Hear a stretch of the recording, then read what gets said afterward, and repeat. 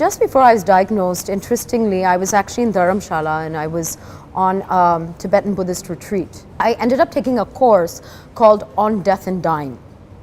During this 10-day course, and we actually meditated on our own death. And we did this one very interesting exercise where you visualize that you walk into a doctor's office and he gives you a diagnosis.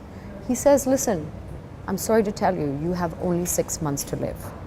Then you visualize, what am I going to do with the 6 months? My last 6 months on this planet.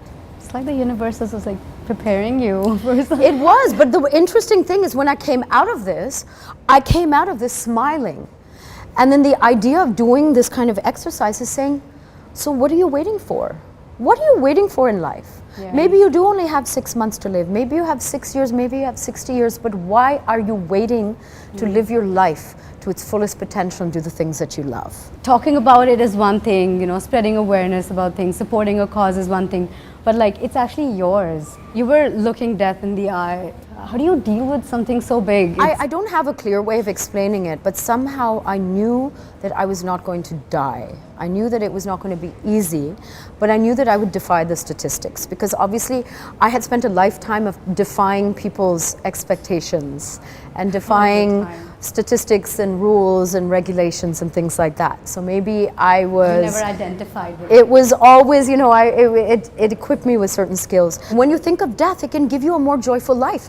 It doesn't sound like it doesn't... Like it sounds really ironic, but that is genuinely what ended up happening. We were joking so much and laughing throughout that entire course because you have a sort of lightness about it. Rehearsing your death is a part of the practices because it reduces the fear of death and you make your peace with it and you end up living your life, so, you know, even more vibrantly. So maybe something in there helped me, you know, philosophically. But how did that experience change you later when you were diagnosed and you knew this is real, it's not just a meditation anymore? Oh yeah, of course. I was still very fearful. How did that alter you? No, I was shit scared. I'm not trying to say that I wasn't. I was. There was fear. There was anxiety. There was a lot of things. But I had faith deep inside that this is not the end of me. I'm going to fight it.